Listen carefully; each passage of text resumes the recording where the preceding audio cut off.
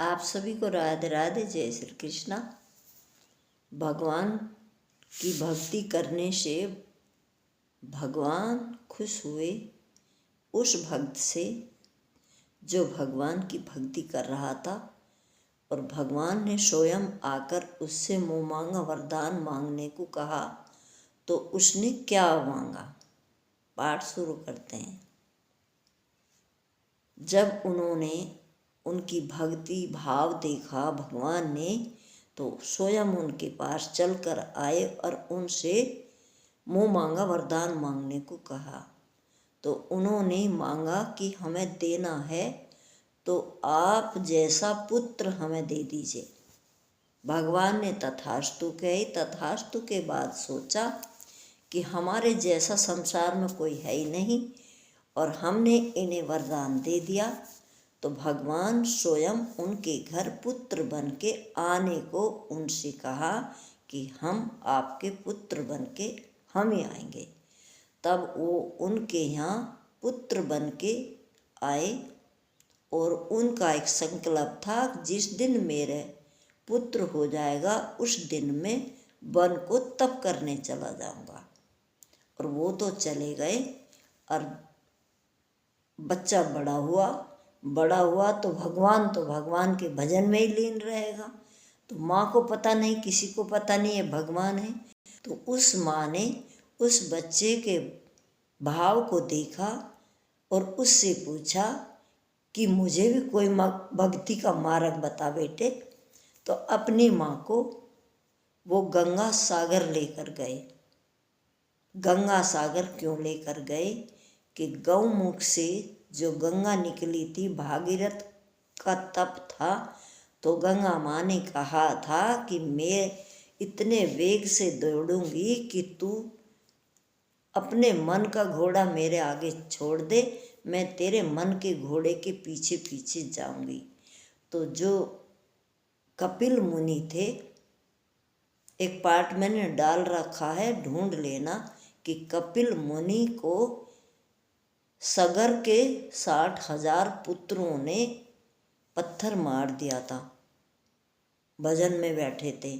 तो जब उनकी आँख खुली तो उनकी आँखों की अग्नि से राजा सगड़ के 60,000 पुत्रों की राख बन गई थी।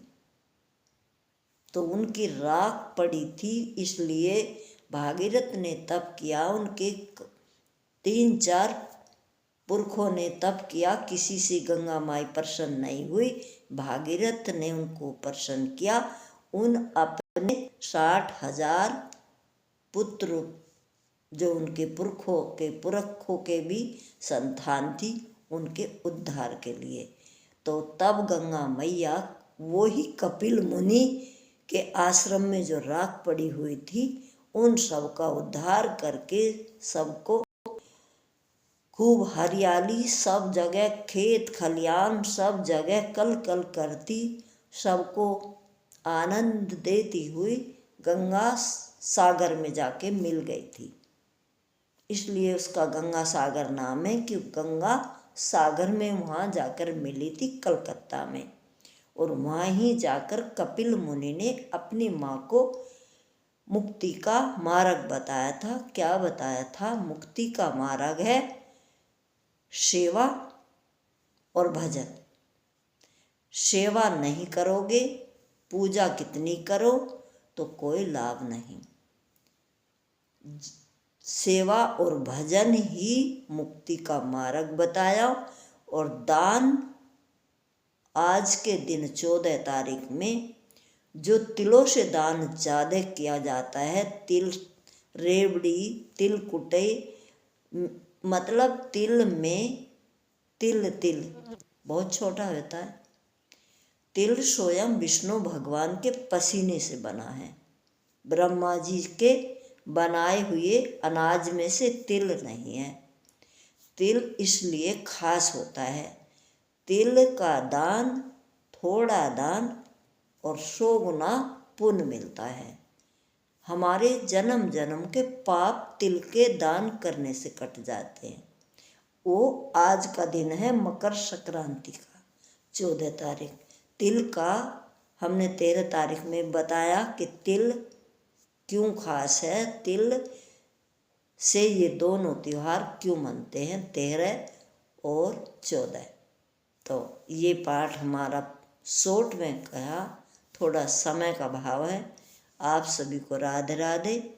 मकर संक्रांति में ज़रूर ही हमें कुछ कपड़े का दान, पैसे का दान ज़रूरतमंदों को ज़रूर करना चाहिए।